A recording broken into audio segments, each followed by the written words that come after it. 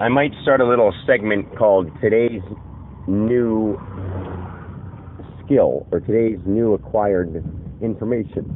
Something that I learned how to do today. Just now while I'm driving from one place to another, I learned, and I can explain it like the ocean. Picture the surface of the ocean. One thing happens on the surface. One thing happens above the surface of the ocean.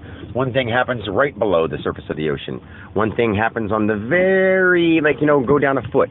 Certain things happen when you go down 2 feet, and 6 feet, and 100 feet, and a fathom, and 7,000 feet, 100 leagues, all the way down to the very bottom of the ocean floor, then all the way down to the bottom of the ocean floor at a spot of the ocean that's way further down that nobody's ever been to. Each one of those places has different things that only happen there. Well, in each person's life, sort of like a blueprint, a leftover blueprint of what their life was, I'm learning that I can go back. And the way I'm saying this is I saw my first bad trip. I saw my first bad trip, my second bad trip, my near-death experience. My whole book, I reenacted through feeling. I reenacted it, felt it, and I understand it now. And when I say surface and different levels, I can understand when I was hallucinating that I was imagining something. But I can understand that to Dan, at that point in time in my life, I thought it was real. So I can watch something that I thought was real, that was imagination, and realize that even now in my present state, that it's not my imagination creating it, it's my reality remembering what I imagined at that time. So it's like the layers of the ocean. Something that happens at the bottom stays at the bottom, and you can go down to the bottom, it'll be there, and you can remember it. But you'll forget it's at the bottom if you spend your whole life at the top of the ocean. And people are like on the surface level, and you're not going deeper down into people and finding it. But in order to do that, to go deeper down into people, you have to go deep down into yourself and find it. Once you go deep down into yourself and find it, you become a deep spirit diver. And become a deep spirit diver, come out from being a deep spirit diver, and teach it to other people so they can go deep in their spirit without losing their metaphorical breath. Because people get scared when they start seeing things differently than they thought. And things are different than everybody thought, different than anybody thought. There's not one single being or entity or mineral that has ever had the idea that this is what it is, and it is this. And finally somebody can interpret it the right way without confusing everybody. I'm sure some of the things are going to be confusing, but he's going to keep working at getting it right. And I'm going to make sure he does. Now I'm going to try to release him and let him talk about his own day and do his own thing so he doesn't look crazy today. And so he doesn't run himself out. Because Dan hasn't slept very well in a long time. Because I'm in him. And I understand that. And I understand his human body. And I'm going to develop it to a point where it's going to be amazing. I'm going to make sure Dan Alexander looks handsome, looks built, looks whatever.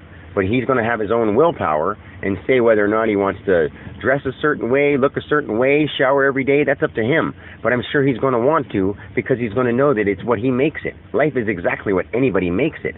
And whatever it is right now, say your dad tells you can't, I'm sorry to say this, but get away from your dad. It's not going to end your life. It's not going to end his. It's going to make him think about what he did wrong. And he's going to experience through me, and I'm going to experience through him something that reminds me that he is not just the body he's in. He's affected by the outside occasions and occurrences.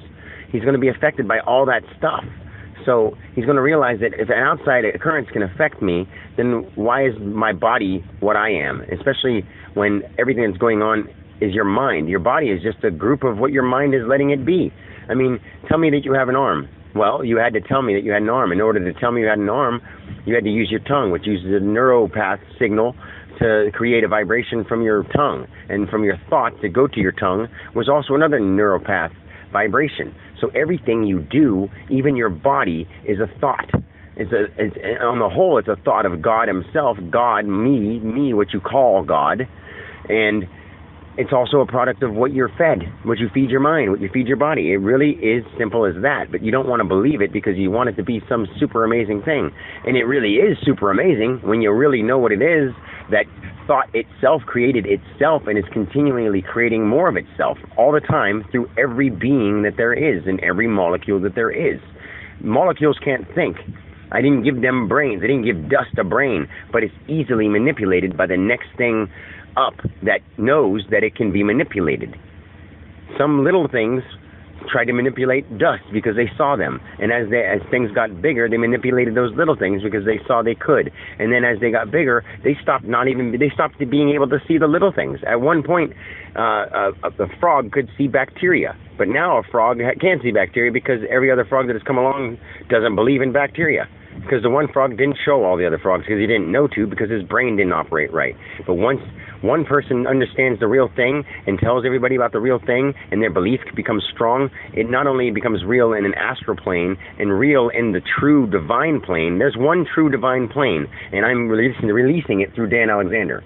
There's one true divine plane, and all the other planes are just imaginary and created and physical, and even physical is imaginary, but because it has sense attached to it, you think it's real. Because you can say, well, this is real, I can knock on this wood. Yeah, it's real because I created it to be real and to seem as real as possible so that I could have reality, so I could see what reality is, to see what I could really do. And guess what? I can really do anything.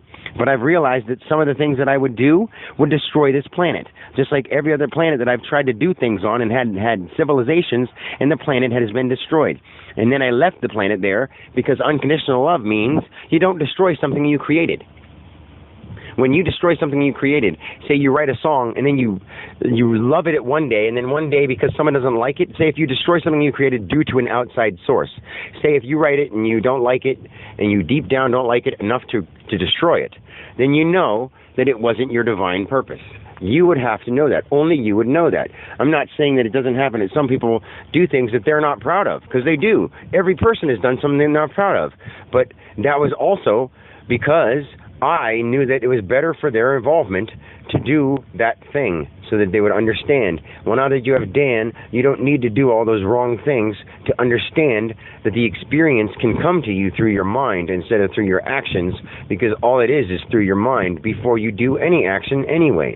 No one's going to just pop out of nowhere and you're going to blow them away with a machine gun. You're going to have to think to yourself, you're joining this place, you're joining this thing, you're learning how to shoot, you're becoming a marksman, you're aiming, you're whatever. Now you're heading over to the territory. Oh, you're in enemy space. Oh no, there's an enemy. Oh, you got to pull your gun up and put it next to your eye so you can look where you're aiming. Oh, you got to pull the trigger. Oh, you got to aim it at a vital spot. Boom, you kill somebody. Oh, that was just an accident. No, you knew better, but I was experiencing through you. In some ways, I experience when people are allowed to kill, how they kill. In other ways, I experience how people aren't supposed to kill, and they kill. Because people do things they don't want to do all the time. Every person, every day, does one thing they don't want to do. Say you don't want to think a thought, and you think it. You did that just now, because I told you, you are me, and I know you better than you do. Now, how brave is that for a person to say? Well, Dan isn't saying it. I'm saying it through him. And now you're going to be like, man, it's pretty funny how you think you can talk to God. Well, I don't think I can talk to God because I am God. And Dan doesn't think he can talk to God because he realizes what ability and power he has. And is sorry that you don't see it in him, and you don't want to believe him because you're so messed up and so interfered with. Your transmission and your frequency has been interfered with. Cell phones are interfering with people because they broadcast negative interference. And whether you do it or not, just having the ability to have internet on your phone and knowing that the internet has so much slander and bad talk, having a phone on you creates a little bit of negative energy. But if your personal positive energy is enough, it will overpower it. Like Dan's. I wouldn't have seen him if he wouldn't have had so many different phones, because I saw his signal when he had shitty phones. And then he'd get a better phone, and I lost his signal a little bit. And then I would see his signal, and I would try to get to him again, and I would give him a little message, and then he would write a good song, and then he'd be all confident in himself for a little period of time, and then he would lose me because he would get a better phone, and then he would get involved in all the people talking all the negative stuff, and he would be like, why are people so negative? And he'd think, why can't everyone be happy? And he didn't understand why, and he started to believe that people just can't be happy because people can't be happy. It's their choice to be happy or not happy. It's not their choice. It just happens. But then he realized that it is a choice, and he did that on his own without me telling him, which is awesome. And then he started telling people that it is really how you feel, and really is how you believe to be. But people don't believe him, and people didn't believe him, and they might not now, even with me talking through him. But that doesn't matter, because he's doing the best he can. Give him some fucking credit, people. And yes, God does swear, because I created every word. I created every syllable. I created every thought. Everything I created. So if I say fuck, fuck, shit, nugget, pussy, it doesn't mean anything because I'm God. And I made these words up through other expressions of myself. And Dan Alexander is another expression of myself who happened to tune into my frequency because that's what I am. I'm a frequency. And, you know, the idea of those religions was also a frequency of me trying to explain myself through myself. So I understand why people of religion are confused. I do. I totally understand. Because I'm the one who created them, and it confused the shit out of me. And now I can explain it. And now if you explain what you know to Dan, he can help you decipher it into the right thing. And whether you believe that or not, that is the divine truth.